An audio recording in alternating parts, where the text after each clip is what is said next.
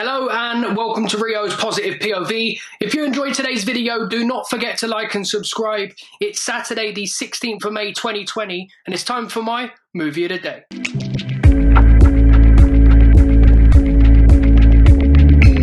The Godfather Part 2. It's only right for it to be today's pick after yesterday's choice.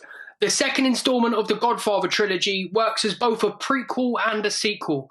Released in 1974, this American crime mafia film was once again directed by Francis Ford Coppola. The movie would go on to be nominated for 11 Academy Awards, winning 6, including becoming the first ever sequel to win Best Picture. The movie has two separate timelines. The first one follows Vito Corleone from his childhood in Sicily to becoming a New York mafia mob boss. Vito Corleone is played here by Robert De Niro, who takes over the mantle from Marlon Brando. One heavy hitter for another. The second timeline picks up on Michael and the Corleone crime family in 1958. It is Michael's son's Holy Communion and he is taking meetings. This is meant to be a direct parallel to the opening scene of Godfather Part 1, where Vito Corleone was taking meetings during Connie's wedding.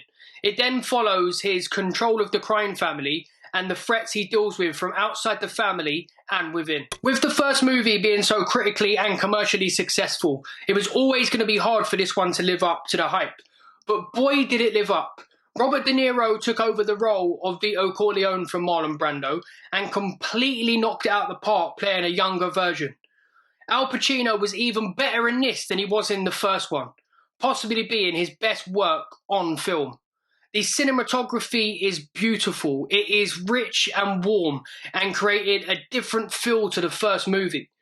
Francis Ford Coppola managed to weave two separate timelines together without the movie ever feeling sluggish, which is not an easy feat. The final scene in the movie is for me the best. It completely shows that Michael's transition has been capped off, from a lonely outsider to the head honcho of the crime family.